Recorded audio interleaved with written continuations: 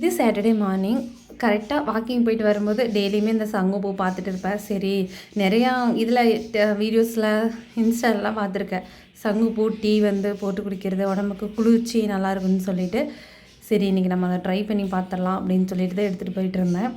உடனே வீட்டில் வந்து கேட்ட ஒரே ஒரு கொஸ்டின், ஏதோ ஒரு வீடியோ பார்த்துருப்பேன், இன்ஸ்டாகிராம் பார்த்துருப்பேன், உடனே அதை ட்ரை பண்ணி பார்க்கணுன்னு சொல்லிட்டு எங்களுக்கு கொடுக்காத நீ வேணால் குடிச்சிக்கோன்னு சொல்லி சொன்னாங்க.